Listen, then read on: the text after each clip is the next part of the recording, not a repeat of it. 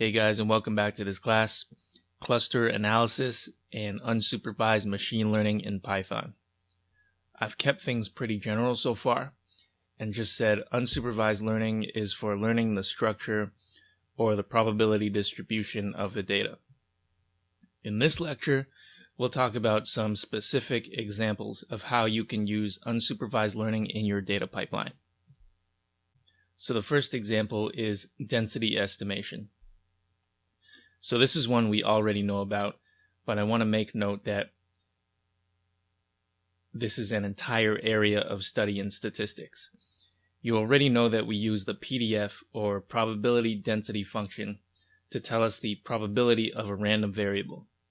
Density estimation is the process of taking samples of data of the random variable and figuring out the probability density function. Once you learn the distribution of a variable, you can generate samples of the variable using that distribution. For example, you could learn the distribution of a Shakespeare play and then generate text that looks like Shakespeare. Another example is latent variables. A lot of the time, we want to know about the hidden or underlying causes of the data we're seeing. These can be thought of as latent, missing, or hidden variables. As an example, say you're given a set of documents, but you aren't told what they are. You could do clustering on them and discover that there are a few distinct groups in that set of documents.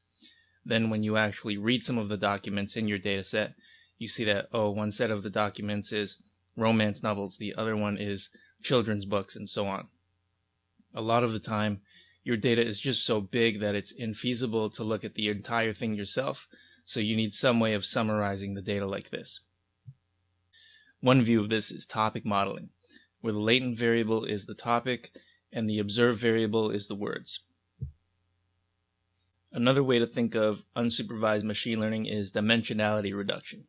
Methods like principal components analysis and singular value decomposition generally do this, but those are topics I'm going to cover in a later course on unsupervised deep learning, since you can think of it as part of your deep learning graph.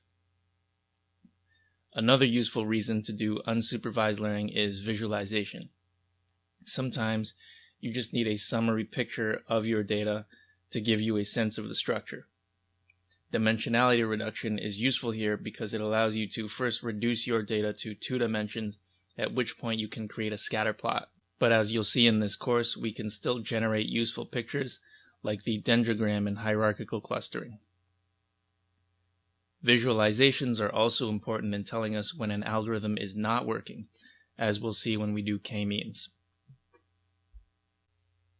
Hey guys, so I want to take this opportunity to share with you guys my site and let you guys know that I'm always available to answer your questions, and I'm even available for one-on-one help if that's something you're interested in. So check out my site, lazyprogrammer.me.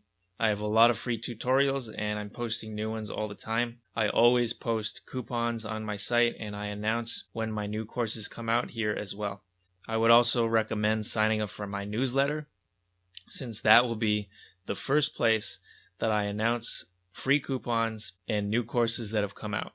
So this is my Facebook. You can find it at facebook.com/lazyprogrammer.me. You can find coupons here as well.